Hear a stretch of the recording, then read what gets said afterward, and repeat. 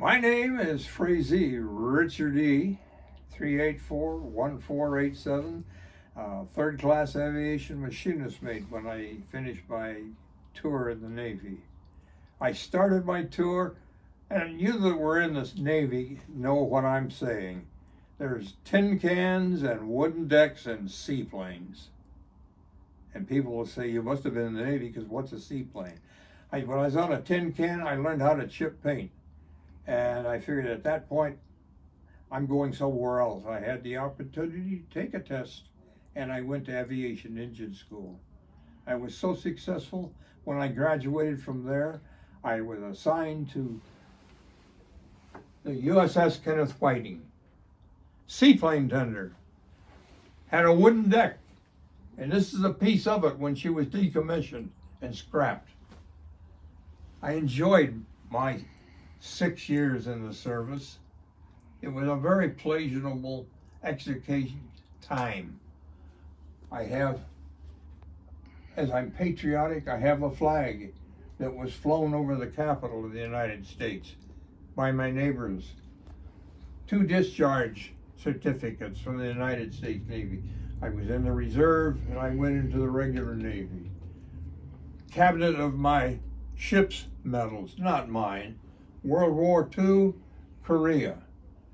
And for you that were in the service, DD-214. Over here, the experience that is the most memorable from my tour on the Kenneth Whiting, you can see a seaplane swung on the end of a seaplane crane. We had done an aircraft engine exchange. We're ready to put the plane back in the water after having set it up and run the engine, but we can't do any RPMs. So it's over the side when the squadron commander comes out to our ship and says, I want that plane and I'll take it to the water. And there's a little argument between our division commander and the captain of the squadron. And our commander says, I'll be right back. He goes down to the legal office, comes back with a piece of paper. It's an as-is, where-is document. It said, sign right here. Well, he gets a little argument. He says, you want the plane? It's yours at the waterline. Sign here. And everyone, it's a joke, probably. We put the plane in the water. I'm down at the bottom with my boat, which is what I ran. And we pull the plane away from the ship.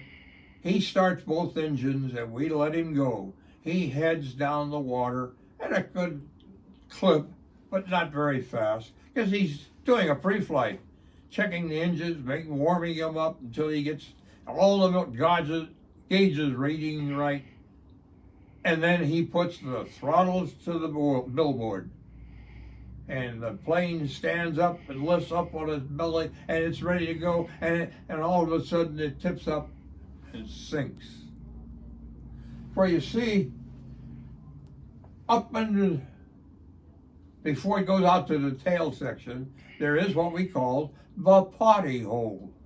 And it's right where the keel of that ship is going to shoot water if you don't put the lid down. And it seals, so things like this wouldn't happen. He put that plane down in 150 feet of water into the mud bottom of the inland sea of Japan, where if there hadn't been scrap people from the shore, that plane would still be there today. That man came aboard ship. I brought him out. He was mad. You could have boiled the water. He came aboard and he argued a little bit. When our captain come up and said, you signed this document as is, where is. Didn't you pre-flight the plane?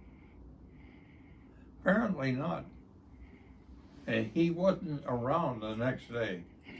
So that's my enjoyable time. We had other experiences. I feel proud to belong to the Korean War Veterans Association because I rubbed shoulders with guys who had their feet on the ground in Korea. It's a warming in my heart that is just unbelievable if you weren't there and you don't have patriotism. I did my time. I got out of the Navy and went to work for the Bank of America, that big bank in San Diego, for $1 a month more. And this was my name tag at the teller window. That's my life. I went on from there, finished college, and here I am, retired up in Portland, Oregon. Remember us, veterans of the Korean War. Good to meet you.